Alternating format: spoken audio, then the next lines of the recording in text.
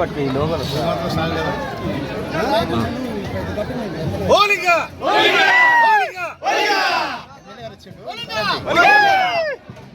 ఎమ్మెల్యేగా ఓకే నా తుంగతుర్తి ప్రజల ఆశీర్వాదం, నా యాదవుల ఆశీర్వాదం, లింగమంతుల దేవుని సాక్షిగా నన్ను గెలిపించిన తుంగతుర్తి ప్రజానికానికి హృదయపూర్వక ధన్యవాదాలు తెలియజేస్తా ఉన్నా.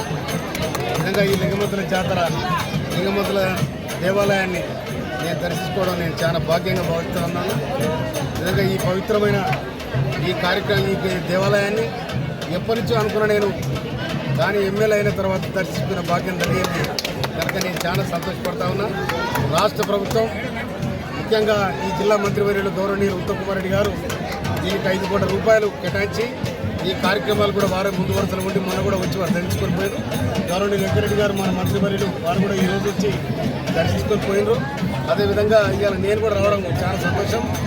ఇక్కడ రేవంత్ రెడ్డి గారు సర్కార్, కాంగ్రెస్ ప్రభుత్వం ఈ ప్రజల కోసం, ఈ కులాల కోసం, ఈ దేవాలయాల కోసం అన్నిటి కూడా సమానమైన స్థాయిలో గౌరవించే విధంగా ఈ రాష్ట్ర ప్రభుత్వం అవలంబిస్తూ ఉంది. కనుక ఈ జాతరకు వచ్చిన ప్రతి అన్నదమ్ములకు, అక్క జిల్లాలకు, లింగమంతుల అభిమానులకు అందరూ కూడా ఇది ముఖ్యంగా యాదవ సోదరులకు, సోదరులకు సంబంధించిన ఎక్కువ ప్రయారిటీ ఇచ్చే పండుగ ఇది.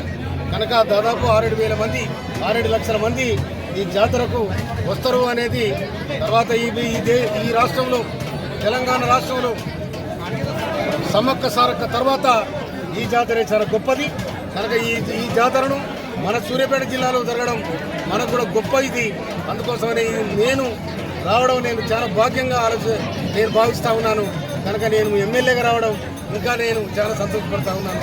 కనుక ఈ దేవాలయంలో వచ్చిన ప్రతి ఒక్కరు కూడా చల్లగుండాలని, ఆ లింగమంతులు దీవించాలని కూడా కోరుకుంటున్నాను.